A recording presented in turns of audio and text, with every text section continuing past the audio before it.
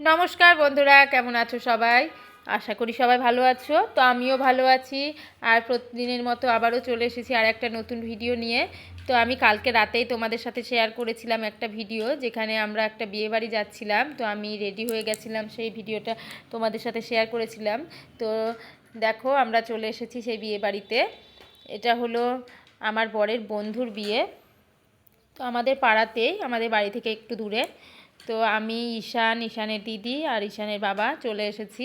তারপরে ঈশানের বাবা আমাদের এখানটাতে রেখে দিয়ে ও একটু ওর বন্ধুদের কাছে গেল। আর আমি তখন একটু ভিডিওগুলো করছিলাম। খুব সুন্দর ডেকোরেশন করেছিল এখানটাতে, একটা গণেশের মূর্তি রাখা আছে। আর এই যে দেখো, এটা হলো ঈশানের বাবার বন্ধু, ও হলো বর। আর ওই যে স্টেজের উপরে বউ দাঁড়িয়ে আছে। তো তোমাদের সাথে আমি বউয়ের ফটো শেয়ার করেছি, তোমরা দেখো কেমন লাগছে। তো খুব ভালো লেগেছে, আমরা খুব আনন্দ করেছি এখানে। ঈশানের দিদিও ভীষণ আনন্দ করেছে। যে এটা আমার একটা বান্ধবী, ঈশানের বন্ধুর মা। তো আমরা এখানে অনেকগুলো বান্ধবী ছিলাম, কারণ পাড়াতে বিয়ে যেহেতু, সব বান্ধবীরা মিলে ওখানটাতে খুব আনন্দ করেছি। ঈশানের বন্ধুরাও এসেছিলো, ঈশানের বন্ধুর মাগুলোই আসলে সব আমার বান্ধবী। আর আমরা কিন্তু অনেক ছোটোবেলাকার বান্ধবী না হলেও আমরা খুব সবাই একসাথে খুব আনন্দ করি। একদম ছোটোবেলাকার বান্ধবীদের থেকেও বেশি আনন্দ করি ওদের সাথে। একদম মনের সঙ্গে ওদের ভীষণ মিল হয়ে গেছে, আমাদের সবাই আনন্দ করে সময় কাটায়। তো এখানেও একসাথে পেয়ে সবাই খুব আনন্দ করছিলাম। আর এখানটাতে আমি আমার বান্ধবী মকটেল খাচ্ছিলাম।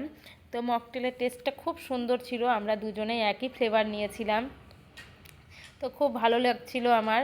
আর আমি তোমাদের বলি, আমি আগে কিন্তু কখনো মকটেল খাইনি, প্রথম খেলাম। তো আমার বেশ ভালো লেগেছে। আমরা বুঝতে পারছিলাম না আসলে, আমার যে বান্ধবী ও কিন্তু কখনো খায়নি আগে, প্রথম খেলাম আমরা, সেজন্য ভাবছিলাম, কনফিউজ ছিলাম কেমন হবে টেস্ট। তো খেতে বেশ ভালো লেগেছে।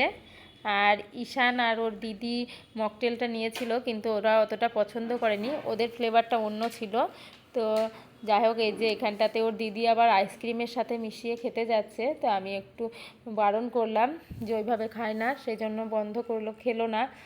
আর এই যে এখন চলে এসেছি আমরা খাবারের জায়গাতে। ওপরের জায়গাটা খুব সুন্দর ডেকোরেশন করেছিল, লাইটিং দিয়ে এত সুন্দর সাজিয়েছিল। আর ওই যে গাছটাকে ওখানটায় ঢেকে দেওয়ার জন্য লাইটিং দিয়ে খুব সুন্দরভাবে রেডি করে দিয়েছে সব। যারা ডেকোরেশনের কাজ করেছে তাদের হাতের কাজ খুব সুন্দর, আমার তো বেশ পছন্দ হয়েছে। আর এখানটাতে ঈশানের বাবা ভিডিও করছিল, কারণ ও বললো একটু ভিডিও করে দেখি, ডেকোরেশনগুলো খুব সুন্দর লাগছে, তাহলে তুমি দিতে পারবে।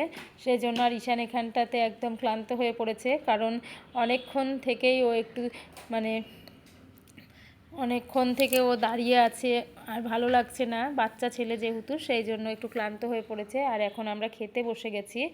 এই যে ঈশানের বাবা ভিডিওটা করে দিচ্ছিল, তারপরে ফোনটা আমার হাতে দিয়ে দিয়েছে। আর আমি তখন একটু ভিডিও করছিলাম, কারণ এখনও খাবার দেয়নি। আর এটা অনেকটা জায়গাটা জুড়ে প্যান্ডেলটা করা হয়েছে। আর অনেক সিট ছিল এখানটাতে, 164 না কটা সিট ছিল, 150টার উপরে। তো যাই হোক, একটু দেরি হচ্ছিল ক্যাটারিংদের। আর এই যে এখানটাতে মেনু কার্ডটা দিয়েছে, ওখানটায় একটা বর বউয়ের ছবি লাগিয়ে দিয়েছে, খুব ভালো লাগছিল দেখে। ওখানটাতে এত সুন্দর সাজানো ছিল, আমার দেখেই ভালো লাগছিল। আর এখন আমাদের খাবার দিয়ে দিয়েছে। প্রথমে দিয়েছিল পনির স্যাটে। তো ঈশানের বাবা কিন্তু আমাদের সাথে খায়নি, ঈশানকে খাওয়ানোর জন্যই বসেছে।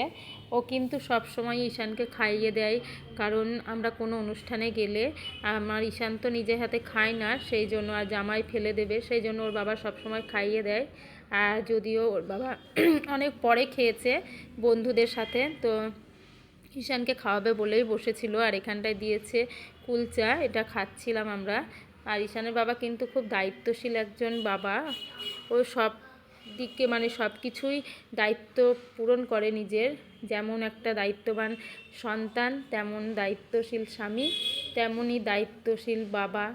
আবার নিজের শ্বশুরবাড়ির মানুষজন ওপরেও দায়িত্ব, খুব সুন্দরভাবে নিজের দায়িত্ব পূরণ করে।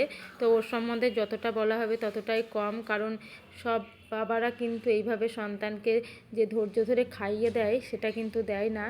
আমার ঈশানের কিন্তু এদিকে খুব ভালো যে ঈশান একটা খুব দায়িত্বশীল বাবা পেয়েছে, কারণ সব সময় ঈশানকে ও নিজের দায়িত্ব করে খাওয়ানো, রেডি করা, সব কিছুই করে। তো খুব ভালো লাগে আমার এটা। আর আমাকে এতটাও মানে দায়িত্ব নিতে হয় না ঈশানের, কারণ বাড়িতেও কিন্তু সব সময়ই ও খাইয়ে দেয়, তোমরা দেখেছো। আর এই যে এখন ঈশান ফোন দেখছে আর ওর বাবা খাইয়ে দিচ্ছে। তো অনেক কিছুই খাবার দেয়া হয়েছে এখানে।